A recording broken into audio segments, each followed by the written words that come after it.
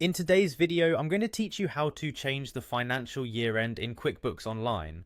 This process is essential if you want to ensure that your accounting records align correctly with your business's fiscal year.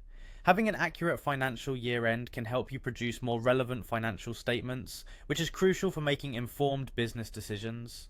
Without further ado, let's dive into the steps involved in changing your financial year end in QuickBooks Online.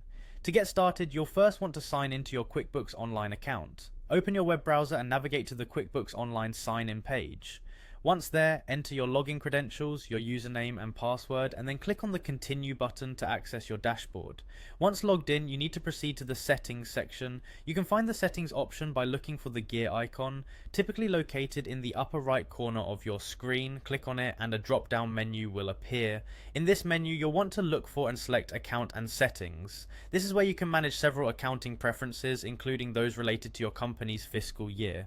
After clicking on Account and Settings, navigate to the Advanced section.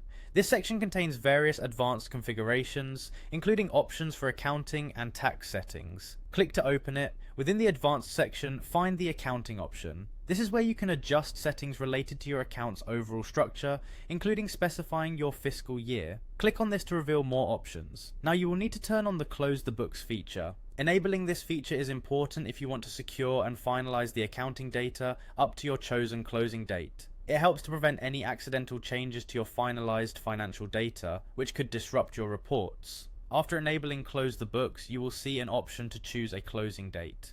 Select a date that aligns with your new financial year end. This date determines when your financial year officially ends and helps QuickBooks to lock in your financial data accurately.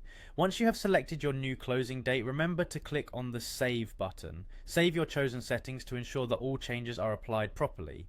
After saving, click Done to exit the settings area, confirming that your new financial year end has been successfully set in QuickBooks Online.